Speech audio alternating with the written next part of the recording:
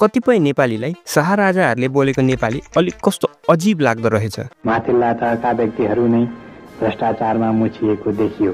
आज संसदको 10औं अधिवेशनलाई सम्बोधन गर्नु पाउँदा केही दिन अघि जनप्रदर्शनमा जुन प्रकारको हिंसा, यो मैले भर्खर प्ले गरेका भिडियोहरू क्यामेरामा क्याप्चर गरिएका ती मोमेन्ट्सहरू हुन् जहाँ हाम्रो नेपालका शाहराजाहरूले नेपाली बोलेका छन्। बट यी नेपाली बोलेका क्लिप्सहरू बारे मैले रिसेन्टली नोटिस गरेको एउटा इन्ट्रेस्टिङ कुरा चाहिँ के हो भन्दा कतिपय नेपालीलाई शाहराजाहरूले बोलेको नेपाली अलिक कस्तो अजीब लाग्दो रहेछ। र अजीब नि कुन सेन्समा भन्दा नट बिकज अफ त्यो उहाँहरूले स्टिल युज गर्ने पुरानो एक्सट्रिम अनरिफिक वर्ब्स लाइक आइसियोस, आइबक्सियोस, खाइसियोस, so on and on, but अजीब इन कुन सेन्स भन्दा चाहिँ उहाँहरूले नेपाली बोल्दाखेरिको एक्सेन्ट, फ्लुएन्सी र टोनालिटी सुन्दा कस्तो कोही नन नेपालीले नेपाली बोल्न खोजे झैँ सुनिन्छ भनेर। बट फेरि यो कुरामा नि उहाँहरूद्वारा त्यो नन नेपालीपना कसरी झल्किन सक्छ जबकि उनीहरू त नेपालका राजा नै थिए र त्योभन्दा ठुलो नेपालीपनाको चरमता त अरू के नै हुन सक्ला र। यट स्टिल कसरी र किन उनीहरूले बोलेको नेपाली कोही नन नेपालीले नेपाली बोल्न खोजे झैँ सुनिन्छ भनेर धेरै प्रश्नहरू अनलाइन डिस्कसनमा गरेको पाइन्छ,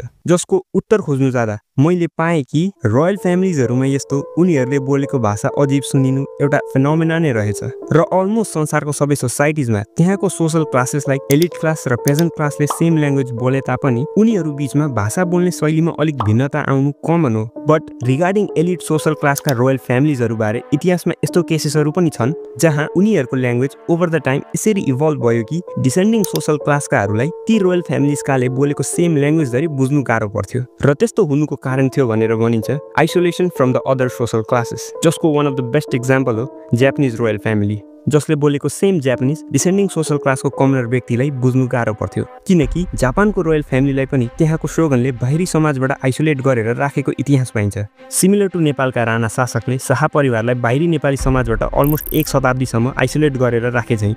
सो मेबी यही 100 वर्षको भन्दा बेसीको आइसोलेसनको कारणले पो होला कि नेपालका शाहराजाले बोलेको नेपाली अजीब सुनिने। हाउएभर यहाँ मैले जस्ट आफ्नो अब्जर्भेसन मात्र प्रेजेन्ट गरेको हो र म केही क्लेम गर्दै छैन कि उनीहरूको नेपाली अजीब सुनिनुको कारण यही नै हो भनेर, किनकि म कुनै लिङ्ग्विस्ट होइन र न त कोही लिङ्ग्विस्टसँग मेरो रिच छ जोसँग म मेरो अब्जर्भेसन प्रेजेन्ट गरेर त्यो कुरा सत्य हो कि होइन भनेर कन्फर्मेसन नै पाउन सक्छु। सो अब तपाईँ भन्नुहोस् तपाईँको विचारमा किन के कारणले गर्दा होला कतिपय नेपालीलाई शाहराजाहरूले बोलेको नेपाली अजीब लाग्छ? कमेन्टमा लेख्न नबिर्सिनु होला।